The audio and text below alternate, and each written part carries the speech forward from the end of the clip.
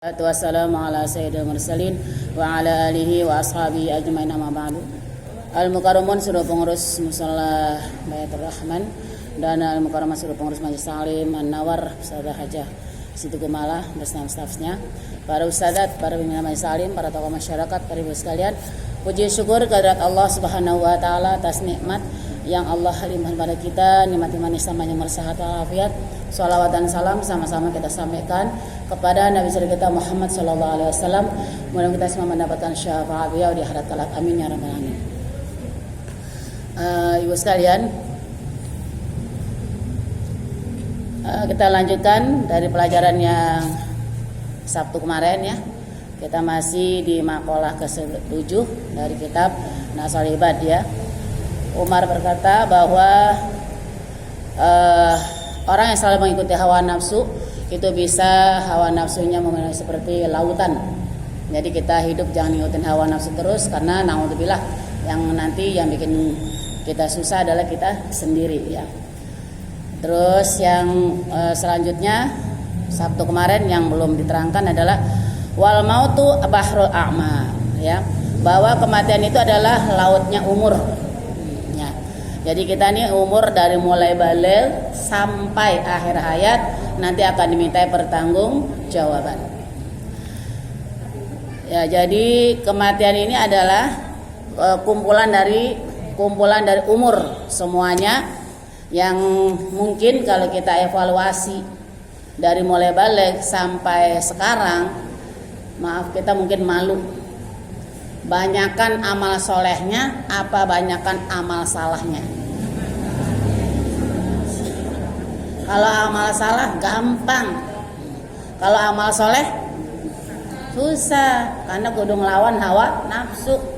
Ini amal soleh, duduk di sini dengerin fokus. Kalau amal salah duduk di depan rumah, satu dateng ngobrol sana ngobrol sini sambil ada syahi, enak gak? Kalau di sini yang bener, kalau yang ngobrol-ngobrol yang enak. Ibu carinya yang enak apa yang bener? Ini karena baru ngaji, habis sakit. Yang enak apa yang bener? Yang enak sekarang ngapain? Tidur. Yang bener? Berarti yang enak apa yang bener ibu cari? Yang bener. Kalau yang enak tidur, ya, bangun tidur ngapain? Nyahidahi ya. Ya fi nasadin. Bahrul a'mal bil lam ya. Fa iya kaqali ba'dihim al mautu sundukul amal. Nah, mati itu adalah seperti apa? Petinya amal. Nah, petinya amal gini, Bu. Saya kasih contoh yang supaya mudah Ibu memahami. Ibu sekarang selama hidup, alhamdulillah nih ya, karena ibu beriman, ngaji, ada ketemu guru, ada majelis salimnya. Ibu sekarang misalnya sholatnya tergantung juga tepat waktu, apa pertengahan, apa mentok-mentok. Nah, kalau ibu sholat tepat waktu, ibarat ibu lagi dagang kepada Allah, dagangannya yang bagus, bayarannya mahal. Kan saya udah bilang bahwa ibu nih lagi beramal soleh nih, lagi dagang nih bu, dagang sama Allah, akan dibayar sama Allah. Innallaha ashtaro, Allah, jadi innallaha ashtaro semuanya, Allah itu akan membeli minal mu'minin, dari orang-orang beriman. Apa yang Allah beli dari orang beriman? Anfusahum, jiwa mereka, wa amwalahum, harta mereka, bi anna lahumul jannah, dengan balasan surga. Nah, ibu dagangannya sekarang, misalnya sholat tepat waktu, nah, kemudian khusyuk, maka bayarannya mahal. Nah, karena bayaran mahal, anggap dah nilainya 100, masuk ke kota. Kemudian ibu ngajinya fokus apa ngantuk, apa setengah ngantuk? Makanya bayarannya nanti makanya beda-beda. Ngajinya sama tapi belum tentu surganya bareng. Makanya surga kan macam-macam. Ada surga Aden, ada surga Firdaus, macam-macam. Maka karena orang tuh amalnya beda-beda. Sekarang yang fokus, nah nilainya 100. Yang setengah ngantuk 60. Yang ngantuk Tuh, kan masuk ke kotak, ke peti. Ya. Kemudian sodako tergantung orangnya bu, tergantung punyanya, tergantung rezeki yang Allah kasih. Ibu rezeki sama Allah dikasih banyak. Anggap dah di dompet ibu ada uang 1 juta. Ada ngajak wakaf, ngajak santunan yatim, ngajak untuk kebaikan. Dari 1 juta ibu ngeluarinnya berapa? Ada uang 2.000-an, 5.000-an, 10-an, 20-an, 50-an, 100-an. Ibu punya uang 1 juta. Ibu bingung, itu pun gak punya duit masih bingung. Gimana kalau duitnya ada ya? Tuh. Makanya ada suami istri. Dek, kata suaminya, kalau seandainya kamu punya uang 1 miliar, kamu mau apain? Nah, kata si istrinya, coba kamu dulu dah suami, kamu punya 1 miliar, kamu mau apain? Kata suaminya, 500 juta buat beli rumah. Yang 500 lagi buat apa? Buat sedekah. Kalau kamu gimana? Kalau saya 1 miliar, seandainya saya punya duit, saya sedekahin semua. Kata suami, kok gitu? Lah uangnya kagak ada, udah sedekahin aja. Ada uangnya juga kagak ada, udah sedekahin aja dah. Kadang-kadang kita baru berandai-andai aja dah, udah sayang kan? Apalagi ngelihat duitnya. Tuh. Ibu misalnya punya uangnya beda dah, di kantong cuman ada 20. Kalau uangnya cuma 20, ngasih 2.000, bagus nggak? Pantas nggak? Pantas, orang cuma 20 kok. Tapi kalau 1 juta ngasihnya 2.000, itu nanti dikubur kelip-kelip nih bu.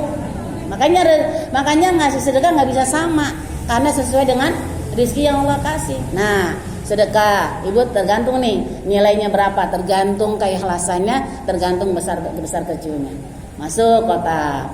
Kemudian lagi, ibu ramah atau enggak.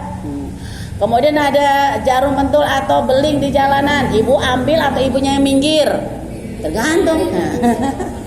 Kadang udah ngaji ambil, kalau dulu minggir, yang penting saya nggak kena. Ibu nggak kena, jangan di belakang. Kena. Kalau sekarang saya nggak kena, yang lain jangan kena. Nah, ini amal-amal soleh nih. Nah, masuk ke peti. Ibu punya peti, ibu semua masukin nih, sholatnya, puasanya, sedekahnya, pengajinya, baca Qur'annya, semua. Nah, tergantung nilai beda-beda. Ibu meninggal dunia, maka peti ini dibuka di kuburan. Nah, yang isinya 100 ribuan semua. Karena ngajinya fokus, sholatnya tepat waktu, sedekahnya bagus, ikhlas, baca Qur'annya. Kira-kira ibu dikubur gimana bu? Alhamdulillah, kan gitu kan? Ibu kalau buka celengan aja isinya banyak, alhamdulillah, girang banget, alhamdulillah kan gitu. Pas dibuka isinya 2.000-an buluk semua lagi.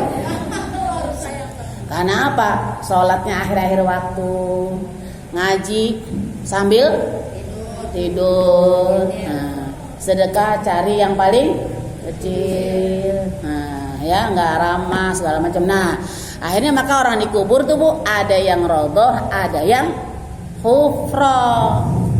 Makanya kita sekarang nih ibaratnya nih umur nih ya saat apa kita nih lagi ngumpulin. Makanya kalau ibu udah ngaji gini, insya Allah banyak-banyakin ngumpulin amal soleh. Ngumpulin duit boleh nggak? Boleh. Karena kita kan nanti dengan duitnya banyak kan jadi amalnya banyak. Nah ya, jadi al-mautu sundukul amal. Mati itu adalah petinya amal. Ibu nanti ke kubur, nah dibuka deh itu peti. Nah kira-kira banyak pahalanya nggak nih? Atau sedikit, atau separoh, tergantung sekarang ibu lakukan.